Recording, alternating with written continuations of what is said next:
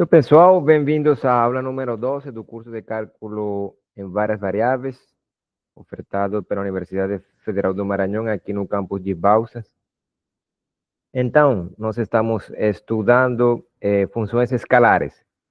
E um dos tópicos é construção de funções a partir de funções dadas. Ou seja, será que é possível construir novas funções a partir de funções dadas? Então, a resposta é sim.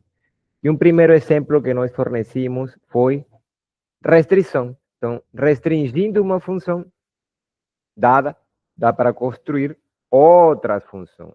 Então, vamos lá. Que de fato serão as mesmas, mas rigorosamente são funções distintas porque os domínios serão diferentes.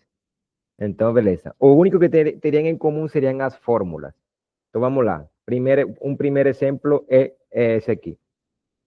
Tu tem a função f, cuja fórmula é xy, né? Então, f aqui está comendo pares e está cuspindo um número real. E que número real é esse? Bom, é o produto das entradas do par com o qual a f está sendo alimentada. Então, a f é a função que a cada par ordenado lhe associa o número xy. Então, queremos, os inputs da f seriam pares. Os inputs válidos são pares. Mas será que todo par entra na máquina, pensando na máquina como uma função? Então, vamos lá. Então, aqui o f come pares. Então, pega os inputs do plano cartesiano, mas queremos saber se todo o plano funciona. Como domínio, né? E aqui f cospe números reais. Então, aqui pega um x0, y0. Se é um par válido, ele entra na máquina e a máquina cospe o produto desses dois números. Tá, as entradas desses dois números. E aí, né, como explicado na aula, lembro que isso aqui é um pequeno resumo do que nós fizemos na aula presencial. Então, nós vemos, né, que para todo x, y real, tá, para quaisquer dois reais que tu pegue, o produto desses dois números também é um real. Logo, para todo par ordenado, isso aqui é um real. E, portanto, os inputs válidos da F, que seria a caixa preta, né? Aqui seria a caixa preta. Os inputs válidos seriam que os pares que están en todo plano cartesiano, ¿no? O sea, a F se alimenta de cualquier par. Entonces, ejemplo.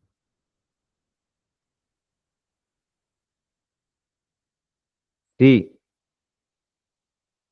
XY é 7, 3, então a tua F transforma esse número, esse par, né? No número qual? 21. Beleza. Ok. Agora,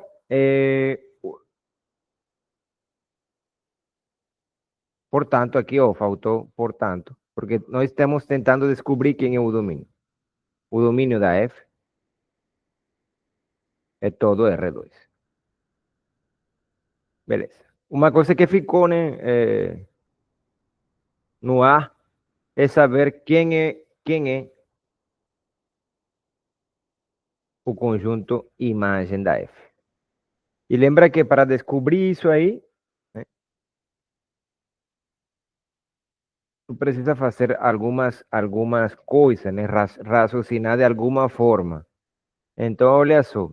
Por exemplo, o único que tu sabe, né, é que fxy está aqui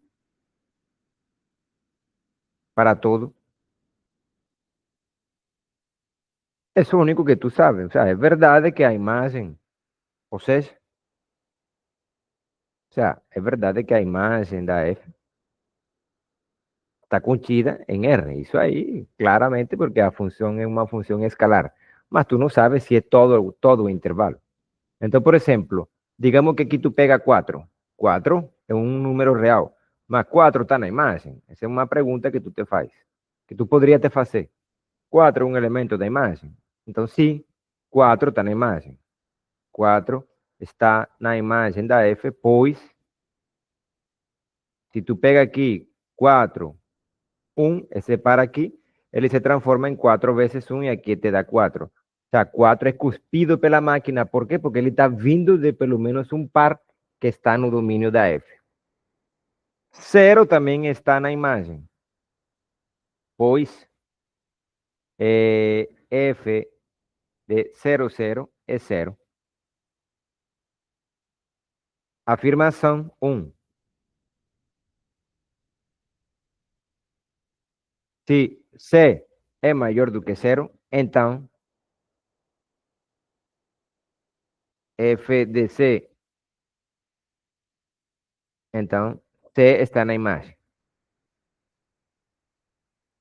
E por quê? Prova.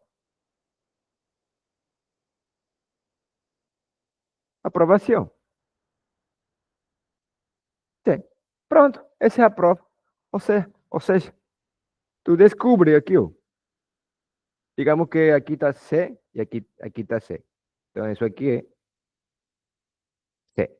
E aqui está F, né? Se te pergunta, ¿C está na imagem? Se está na imagem, se tu descobre, né? Um parzinho que quando entra na máquina, a máquina cospa C. Então, basta pegar C1, por exemplo, o par de entrada C1. Ele entra aqui e a máquina cospe C. Pronto. Então, portanto, a imagem da F, ou seja, portanto, por exemplo, o intervalo de 0 a t mais infinito, aberto, né? Mais infinito, está contido na imagem. O sea, quer dizer que todo número não negativo é cuspido pela máquina. Será que também um número negativo também é cuspido pela máquina? Sim, qualquer número negativo também é cuspido pela máquina. E, portanto, né? Então, aqui seria a afirmação 1. E a afirmação 2 é que isso também se tem para números negativos.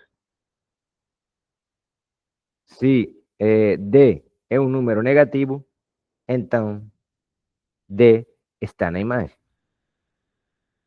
E o truque é o mesmo, aquele que foi aplicado para C. Pronto. Então, se tu pega aqui um D, então tu pega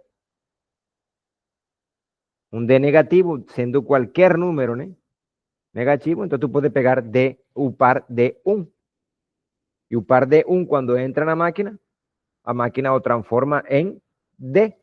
E, portanto, tu prova aí, né, que a imagem da F, a conclusão é que a imagem da F, conclusão, a imagem da função F é todo o conjunto dos números reais, ou seja, a recta numérica. Beleza? Ok. Aqui, né, seria a terceira parte do exercício, construir restrições. Então, para construir uma restrição da F, eu tenho que garantir só duas coisas, né? Primeiro, que a F que tu construa deve ter a mesma fórmula que a F original. Então, por exemplo, se eu chamo essa primeira restrição da F de F1, então eu digo F1 tem fórmula que x vezes y, ou seja, F1 também come pares e devolve o produto desses pares. Tá, das entradas do par que entra na máquina. Ok? Agora, o que eu preciso mudar é o domínio da função original. Por exemplo, esse aí é um círculo unitário. É o círculo unitário. O centrado é uma circunferência centrada em 0 e de raio 1. A circunferência seria essa. Mas também eu quero que F1 coma aqueles pontos que estão no interior. Esses aqui. Ou seja, aqueles pontos que quando tu mides a distância a zero, então é menor que o raio.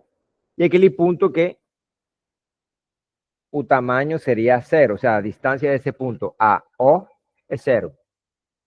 A distância de qualquer ponto aqui a O é 1, beleza? Então, F1 está comendo aqui. Isso é uma restrição? Sim, porque U, nesse caso, U é um subconjunto de R2. Beleza? Então, o domínio da F1 é um subconjunto do domínio da F. Beleza? Isso é uma restrição. Outra restrição. Agora, eu não estou me preocupando quem é a imagem, porque o exercício pede são construa 5 restrições. Agora, para F2, construa uma função F2. E F2 agora, né, está comendo nesse quadradinho, nesse retângulo, de base, uma unidade e de altura, um meio. Então, por exemplo, a minha F2 está comendo aqui. Então, todo ponto que estiver aí,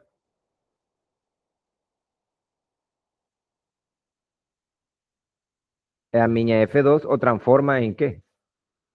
Em XY. De novo, né? F2 tem a mesma fórmula que a F original.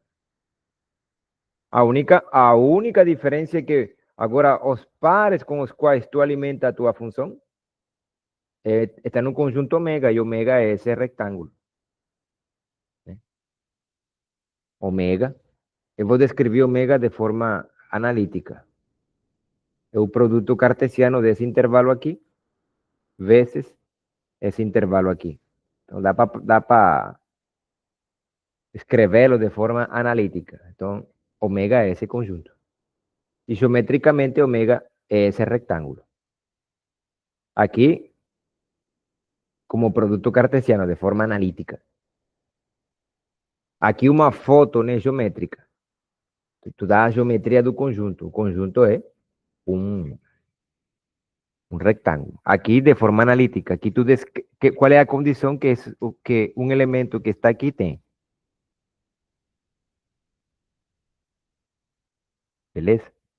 Ou seja, que significa que um par, o sea, XY está em ômega, se somente se a primeira entrada é menor ou igual do que 1, maior ou igual do que 0. E a segunda entrada é maior ou igual do que 0, menor ou igual que 1 meio. Essa seria a condição para um par estar em ômega. Agora, uma terceira restrição. Aí, o exemplo pode ser uma coisa genérica. Como assim genérica? Eu vou descrever o domínio da função f3 através de um desenho. Então, olha só. Eu defino f3, defino de tal forma que tenha a fórmula da função original, xy, x vezes y, x vezes y, e agora construo esse conjunto aí, né? Os pares são pares que estão aí, tu tá enxergando, né? E qualquer par que entra aqui, F3 o transforma em x vezes y. Mas aí não dá para descrever, né? De forma analítica, como descrevemos o ômega aqui. Mas dá para enxergá-lo de forma geométrica. Um par está aí se está nessa região verde ou se está na borda dessa região verde. Mas não sabemos quem é V de forma analítica. Não sabemos como descrever analiticamente o que significa que um ponto estiver aí. Mas enxergamos. Beleza? Esse seria um exemplo da função F3. Mas se alguém te pede, descreva de forma analítica o conjunto B, tu teria um problema. Beleza? Então, ficariam mais duas restrições para serem construídas. Ok. Aí foi o primeiro exemplo de construção de funções a partir de funções dadas. Depois passamos a outro tipo de construções. Vamos lá. Eu disse, peguem f e g duas funções escalares. Através dessas duas funções, vamos construir outras funções. Mas eu disse, vamos pedir, né? vamos a exigir que o domínio da f e o domínio da g sejam, o sea, que exista intersecção entre esses domínios. Ou seja, a intersecção entre os domínios dessas duas funções escalares é diferente de vazio. Se isso se tem, aí definimos mais quatro funções escalares. Então, f e g são duas funções escalares, ou seja, comem n uplas e cospem números reais. A priori, elas não é necessário que tenham o mesmo domínio. O que pedimos é que os domínios tenham intersecção vazia. O sea, sí, isso. O domínio da f com o domínio da g tenham intersecção vazia para definir as novas funções. Beleza? Ok. Então definimos a função suma, a função diferença, a função produto e a função quociente de f sobre g. E aí, né, usamos esse símbolo para descrever a função suma. E foi dito nessa aula que, pega um x, esse x é uma n-upla, esse x deve estar no domínio da f e no domínio da g. Aí ele entra na função suma, nessa caixa preta, e a caixa transforma ele num número real. Esse número real simbolizamos assim. E como calcula esse número? Bom, tu vai sumar fx mais g de x, ou seja, tu alimentou tua máquina f com x, tu vê o que a função joga, tu vê o que g joga quando alimentada com o mesmo x que se alimentou a f, e tu suma os valores. Isso tu faz também, né? Se em vez de suma, aqui tu coloca a diferença. Aí, nesse caso, tu resta os valores. Esse símbolo aqui usamos para a função produto. E o mesmo, né? Pega um x, esse x está aqui, esse x entra, se transforma, fg o transforma nesse símbolo. Esse símbolo é um número, e a ideia é como calcular esse número. Bom, fx vezes g de x. E por último, né, definimos um quociente de funções. Definimos esse aqui, f sobre g. Aí eu disse em aula, que também podemos definir g sobre f. Aqui, né, eu tive um lapsus, que é o seguinte, o x, ele deve estar aqui, mas também devemos impor outra condição. Qual? Se g de x é zero, tu tem que tirá-lo, né, do domínio da g. Ou seja, de fato, x está no domínio da f e também deve estar nesse conjunto aqui. Ou seja, g de x não deve ser zero. Por quê? Porque aqui entra x, a função f sobre g o transforma nesse número. Esse é um símbolo, né, que representa um número que se obtém de fazer o quociente de f com g. Beleza? Aí, temos quatro formas de gerar uma função escalar nova a partir de outras funções. Isso aí, né, isso pode ser feito não para duas, sino também para três, para quatro, para cinco funções, e assim sucessivamente, né, para um número finito de funções. Pelo menos a suma e a multiplicação, entendeu? Então, se nós sabemos como construir a partir de duas, podemos construir funções a partir de três, quatro, cinco funções escalares. Então, por exemplo, um exercício típico deste curso seria, dada essa função, eu te digo que é função, então tu não tem que provar nada, né? Eu te digo que ela é. Descubra o domínio dela. Aí, né, para resolver o exercício, resolução, pense, uma opção seria pense H como soma de duas funções.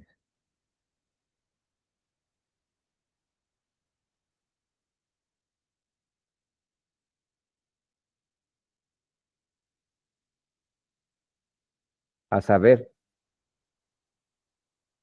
Por ejemplo, fxy podría ser a función raíz cuadrada de esto aquí. Y y de x podría ser no, esse aqui. Beleza. Então, se tu pensa H como suma de duas funções, aí seria fácil, entre aspas, né, descobrir o domínio, porque nesse caso, o domínio de H seria a intersecção dos domínios da F e a G. Beleza? Então, no caso da F, aí tu ativa a tua memória de trabalho e descobre que no caso da F é uma função escalar, ela está comendo pares, e aonde que come os pares? No círculo unitário.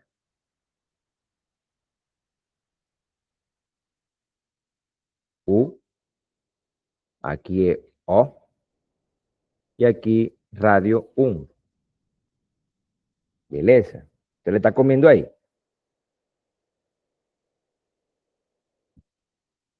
Beleza. Não me interessa por enquanto a imagem. Isso aqui é o plano XY. E o domínio da F seria o círculo. Beleza? Dá para descrever o círculo analiticamente. Todos os pontos no plano tais que x quadrado mais y quadrado é menor ou igual do que 1. Agora tu vai com a g. A g também é uma função escalar, portanto, ela come pares.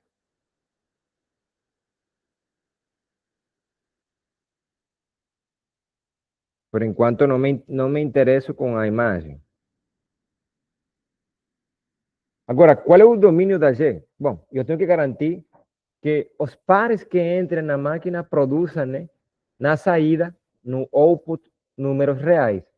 E acontece que o log, né, se o argumento do log é zero, há problema.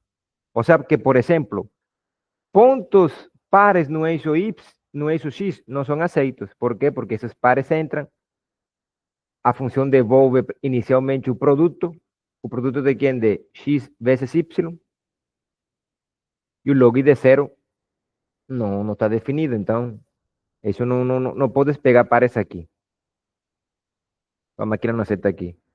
Podes pegar pares no eixo Y? Também não, porque no eixo Y, né, a primeira entrada é zero, e isso aí gera problema.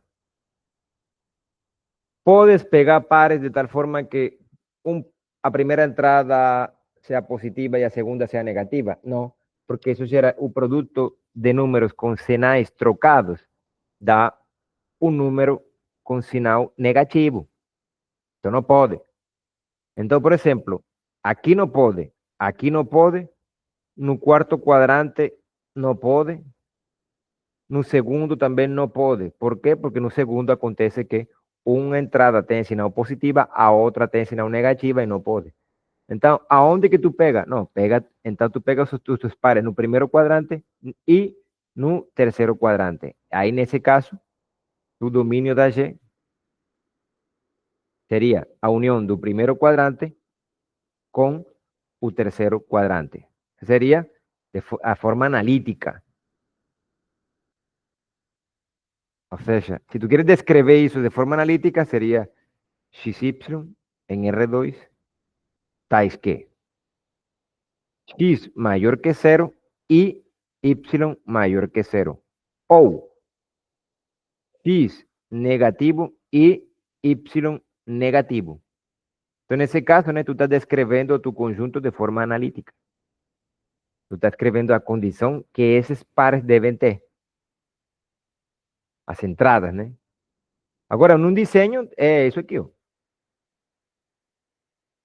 Então, tu pega aqui e devolve log de xy, ou pega aqui e também devolve log de xy. Beleza? Agora, tu vai ter que intersectar os domínios. E a intersecção, então, domínio da H. É isso aqui. Quando tu intersecta os domínios, fica com essa figura aqui, ó.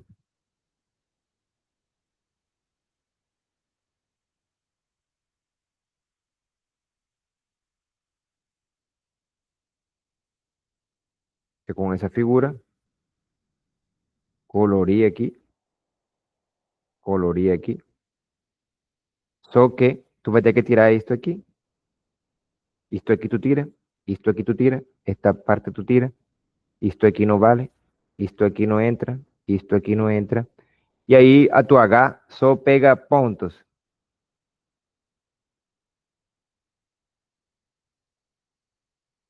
A tua H.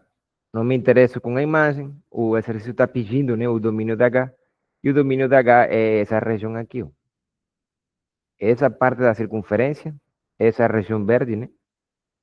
Essa parte da circunferência e essa região verde. Aqui tem que abrir também uns buraquinhos. Aqui também abre uns buraquinhos. Então tu H pega pelo menos aqui, ou pega aqui, ou pega aqui, ou pega aqui. Pares. Então, uma vez que pega algum desses pares, a tua máquina devolve, né?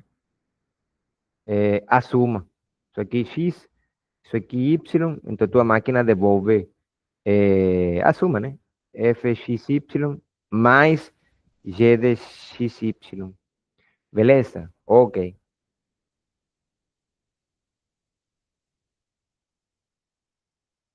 Aí decidimos perguntar também se existe outra forma, né, de criar mais funções novas, né?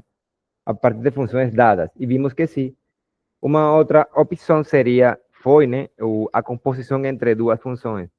Então, nesse caso, tu tem uma função escalar e uma função real. Então, G, né, faz o papel da função escalar e F faz a função o papel da função real. Então, G come que NU plus o domínio da G, ela cospe, né, números reais, F pega números e devolve que números. Então, qual é a condição que devemos impor para construir essa função que vamos definir agora?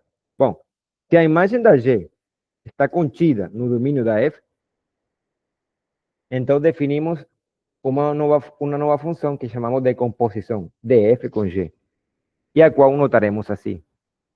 Essa notação. Agora tu lê assim, F bola G. E como define? F bola G avaliada em X é isso aqui. Então vamos lá. O desenho da situação é a seguinte.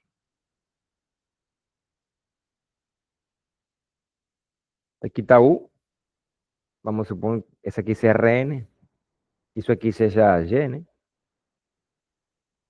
E a G cospe, né? Números. Isso.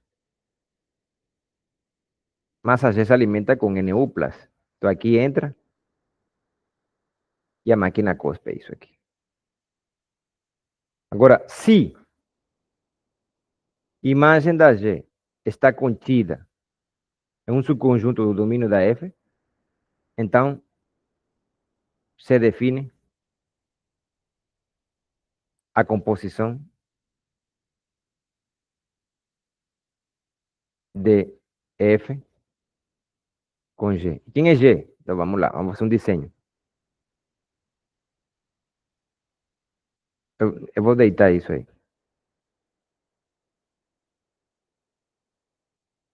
Aqui R, né? Aqui a F. Aqui ele devolve também números. Digamos que o domínio da F seja isso aqui. Isso aqui, o tio A. F pega elementos aí. Tá, pega um T aqui, esse T entra e a máquina devolve FT. Beleza? Tem um real. Agora, se tu descobre que a imagem da G é isso aqui, digamos, esse negócio aqui, eu vou colocar grossão para distinguir. Agora, se isso verde, né, fica no roxo, Aí, nesse caso, nós definimos a função composição. Aí, nesse caso, tu alimenta a tua f somente com o verdinho, com os números que ficaram no verdinho, não com os que ficam o sea, em toda a rocha. Esses aqui não. Tu só alimentaria a tua máquina com aqueles números, né? Que a G cospe e ficam aqui. Então, nesse caso, aí tu define, né, a composição. Então, vamos lá. Eu faço um desenho.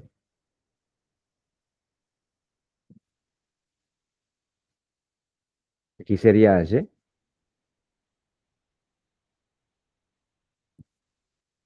A G, digamos que pega aqueles valores que caem no domínio da F. Deixamos allí depois a F. E o valor que se calcula seria F, G de X.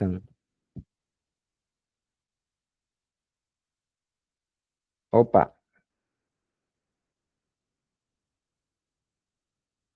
si son aquí. Entonces, aquí entra, cae aquí, y a F, o recupera y dice, opa, entra aquí. Y a F cospe, ¿no? Ese valor aquí. Eso fue feito en aula, ¿no? Eso solamente estoy recapitulando ese tipo de cosas para que fique en audio y en vídeo, ¿no?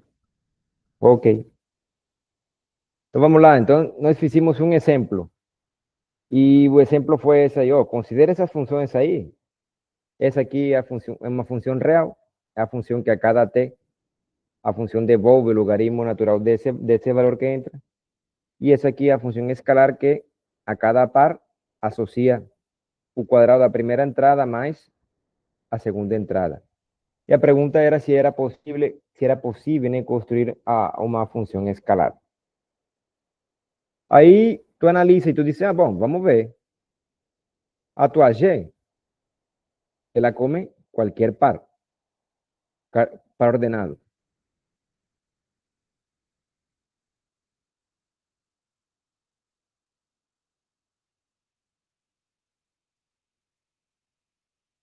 Beleza? Aqui é interessante conhecer a imagem, ou pelo menos saber para quais pares a tua G devolve sempre um número positivo, porque a ti não te serve, né, que G devolva, né, números negativos, ou zero, né, porque aí, nesse caso, a função composição não estaria definida. Então, por exemplo, F come qualquer par. Então, por exemplo, o domínio da G seria todo o plano cartesiano. A pergunta é, para quais valores, para quais pares, né? Para quais pares? Tu te pergunta, em R2, G, XY é menor ou igual do que zero? Seria a pergunta a ser respondida. Pode ser que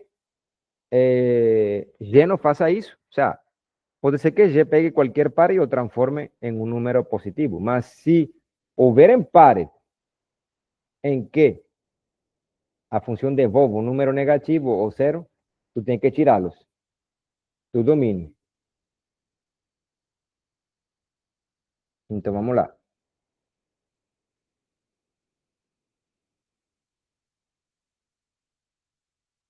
Aí tu puedes descobrir que essa aqui é a parábola e com equação y menos x cuadrado. Si tú pegas un par aquí de esa parábola, cualquier par de esa parábola, está o que asuma cualquier par que está aquí, satisface que x cuadrado menos x cuadrado, y eso te da cero. Entonces la idea es que cualquier par que estiver en esa parábola, y o transforma en cero.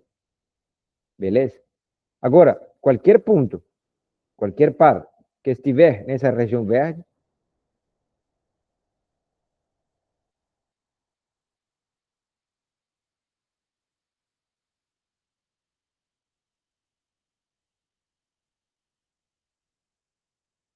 a G o transforma em um número com sinal negativo.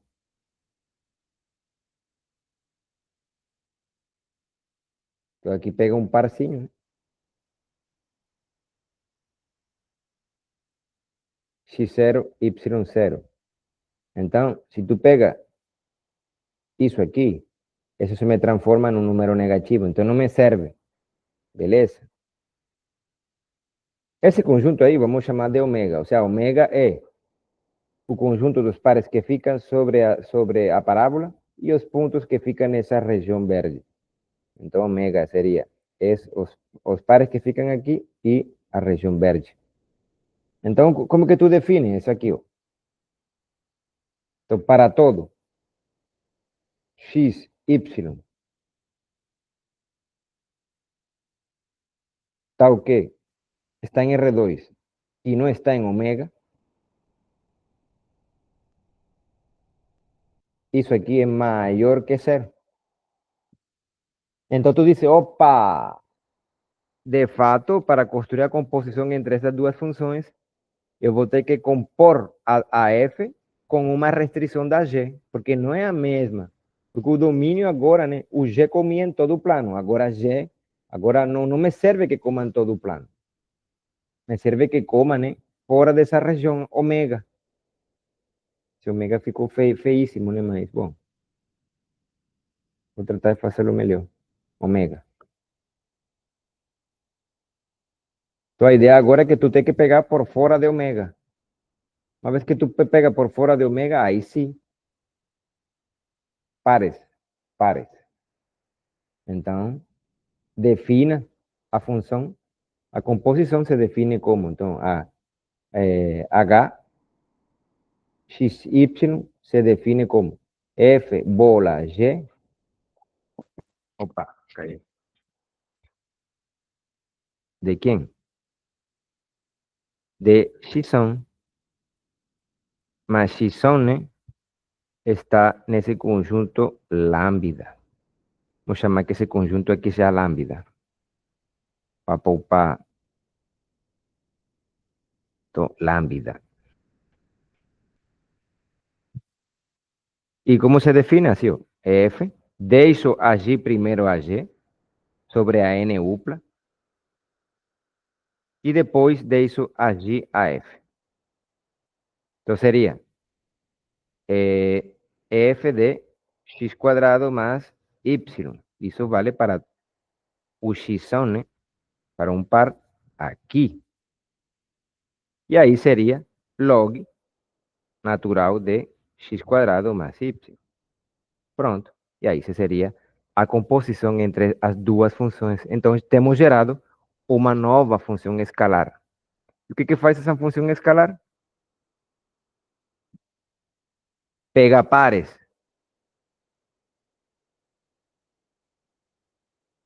Por fora dessa região.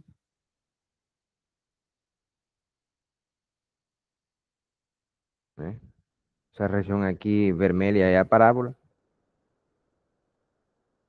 E os transforma, né? Aqui, XY. Pega aqui um X0, Y0. E o transforma. Isso aqui seria a função H.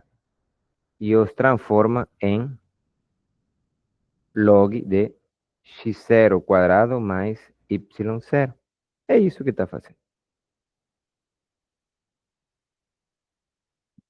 Pronto.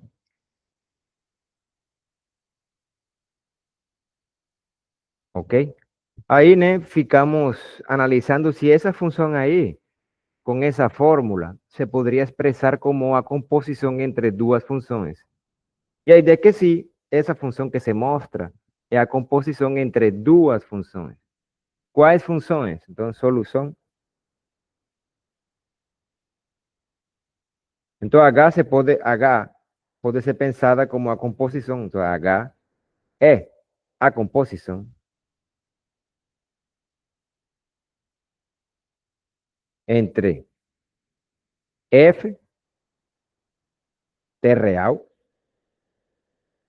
e g de x igual a 1 menos x quadrado menos y quadrado. Só que Analisa aqui que o domínio da f, né, seriam os números não negativos. E se tu deixa G assim, aí tu diz, opa, não me serve, por quê? O sea, eu tenho que restringir o domínio da f. Porque assim como está, é possível que possa ter problemas, e vou ter. Aqui x, aqui y, aqui g come todo par do plano. Vamos ver, né, a representação geométrica da G em R3, ou seja, a superfície atrelada a F. Eu vou te mostrar a GeoGebra.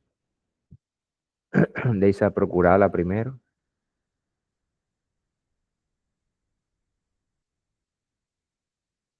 Deixa procurar a superfície. Já está aqui preparada.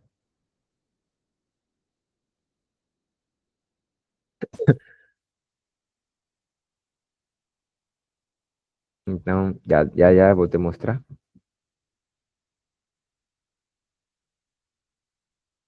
Essa aqui seria a representação geométrica da função G.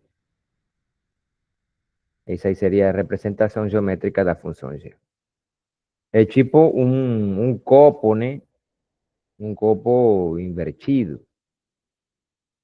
Vamos ver se eu... Oh, se eu movimento o copo assim, né? Não dá para movimentar mais. É isso, né?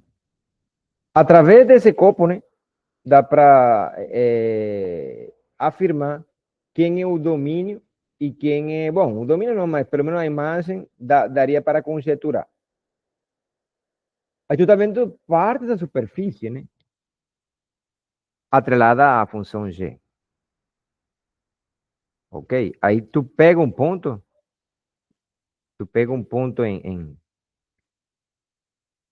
opa, pega um ponto aqui C, digamos, não sei. Vamos lá. E aí o que que tu faz? Bom, tu vai projetar esses pontinhos sobre o eixo Z. Vou tirar aqui, ó, uma linha perpendicular a Z.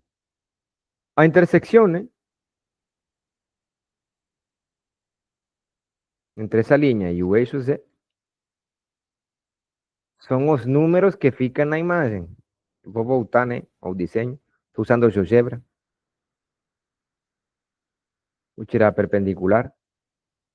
Vou construir um segmento de recta desse ponto a esse ponto.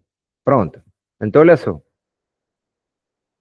O D sempre está na superfície.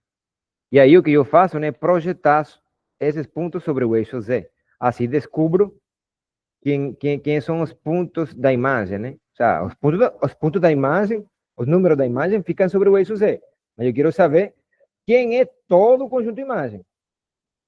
Então, se tu percebe, vou tirar a superfície. Opa. Opa, pa, pa, pa, pa, pa, pa, pa, pa, pa, pa, pa, pa, pa. O máximo valor parece que é 1. Eu não passo de 1, parece.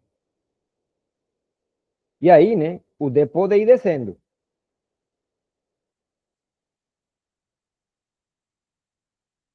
Aqui o copo, eu achato o copo, né, bem, eu posso subir. Subir o copo, né, ele continua. Então, a conjectura é que, opa, a imagem, né, nesse caso, o conjunto imagem, nesse caso, a conjectura é que a imagem da G é esse intervalo aqui. Opa,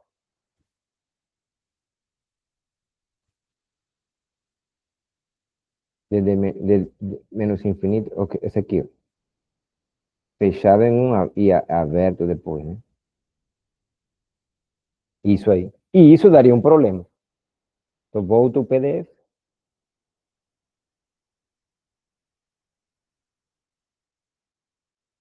Voltamos o PDF.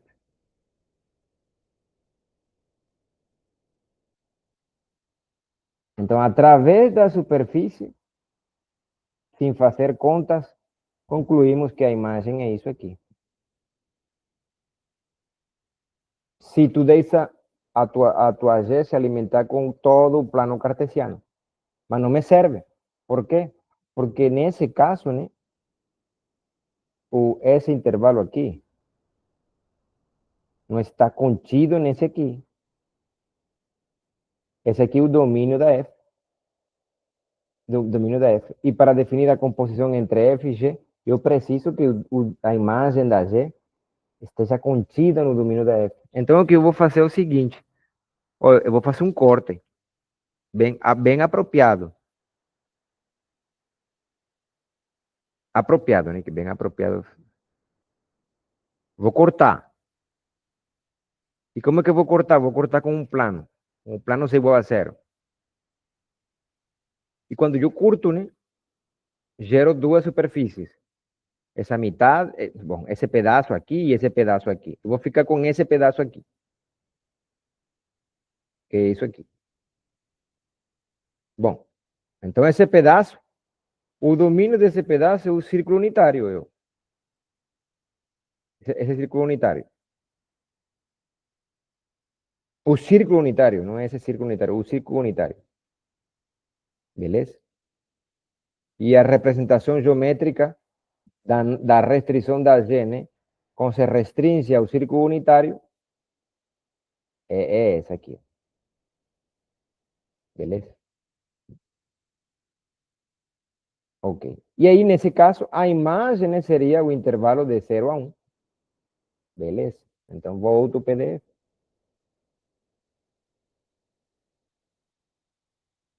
Então, a ideia é restringir. Opa!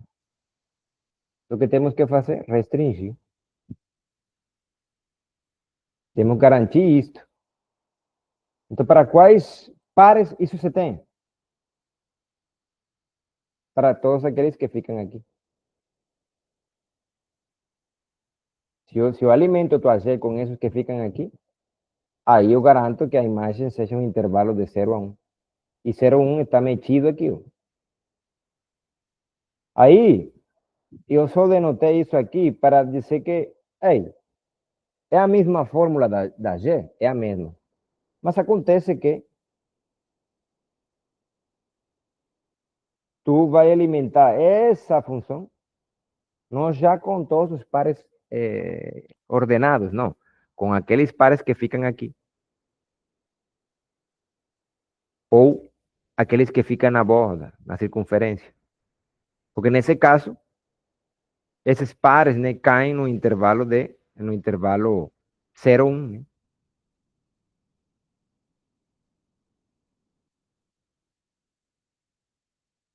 Beleza? E com esses valores que ficam aqui, tu vai alimentar tua f. E aí temos criado, então, a função composição de f com g.